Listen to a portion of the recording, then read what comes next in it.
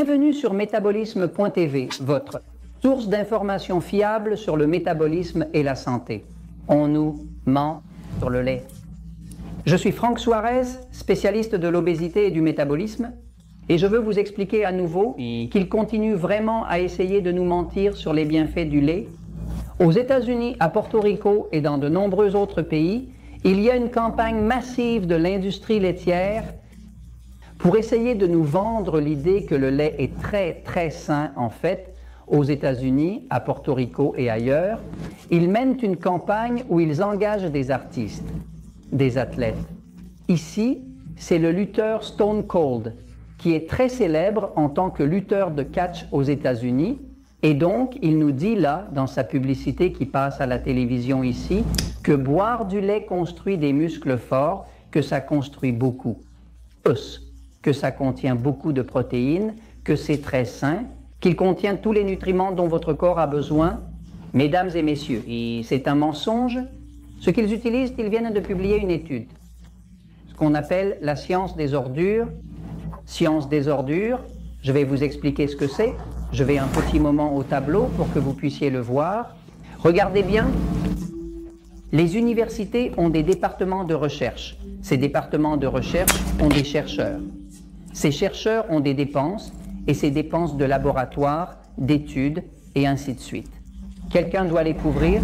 Beaucoup d'universités cherchent donc des fonds fédéraux, des fonds d'autres institutions pour pouvoir mener leurs recherches. Mais il y en a certaines qui commencent à manquer de ressources parce qu'elles n'ont pas pu produire d'études de grande valeur, et ils finissent par vendre leurs services de recherche aux plus offrants.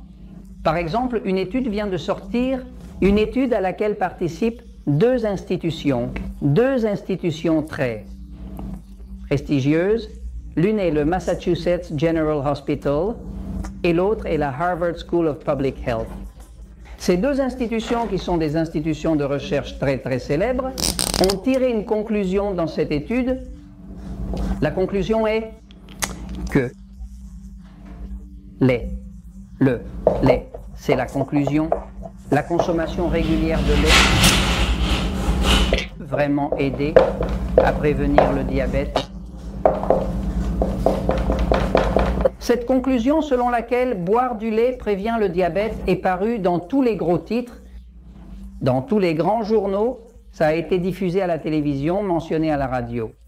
Même sur les réseaux sociaux, on a promu que l'université, le Massachusetts General Hospital et la Harvard School of Public Health, ils ont découvert qu'irrévocablement, après une étude avec des centaines de personnes, ils ont effectivement découvert que le lait prévient la mort. Alors, celui qui entend ça, qui ne sait pas un peu de science, qui n'a pas accès à lire ces études en anglais et à pouvoir les interpréter, eh bien, il gobe cette pilule et il croit que c'est vrai.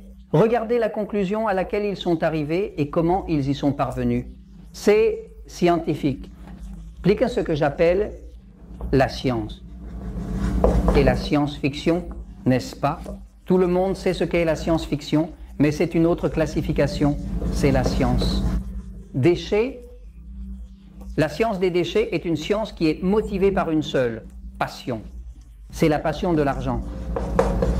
Ce sont des universités, groupes de recherche qui reçoivent des millions de dollars à condition d'arriver à la bonne conclusion. L'important, c'est qu'ils arrivent à la bonne conclusion. Ainsi, ces personnes qui veulent vendre ce produit, comme du lait ou un autre médicament ou quoi que ce soit, se tournent vers la science. Ils peuvent y aller et dire « Regardez ce que dit la prestigieuse université de la Harvard School of Public Health et regardez ce que dit le Massachusetts General Hospital.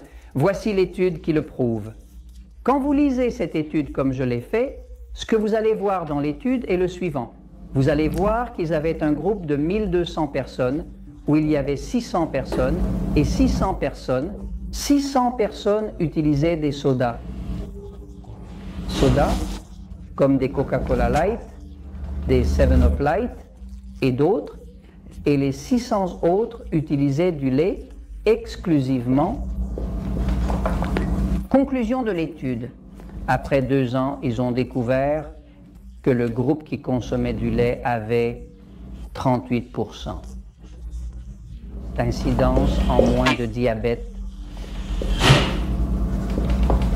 Conclusion à laquelle ils sont arrivés, consommer du lait cause moins de diabète, évite le diabète. Cette conclusion n'a aucune logique, car il est connu qu'il existe des études qui montrent que les soda light produisent du diabète. Donc, comparer quelque chose qui produit du diabète à quelque chose qui produit encore plus de diabète, c'est un mensonge. Mais alors, les gens qui ne savent pas, qui ne lisent pas l'étude, ils croient que comme cela vient d'institutions prestigieuses, ils ne savent pas qu'il y a de l'argent derrière tout ça, uniquement. Pour réussir à sortir une étude, si vous lisez l'étude, vous réalisez que c'est strictement de la science. Déchets. Le lait est très nocif. Je le dis depuis le livre Le pouvoir du métabolisme, il n'y a pas de problème avec le fromage, mais le lait en tant que tel est très nocif. Prenez du lait d'amande, prenez du lait de coco, ce que vous voulez. Le seul lait qui est vraiment bon, c'est le lait maternel. C'est parfait, cela n'a rien de manquant. Cela ne pose aucun problème. Mais le lait de vache n'a vraiment aucune propriété qui empêche le diabète. Alors évitez les mensonges et allez avec la vérité, parce que la vérité, oui, demande un pain.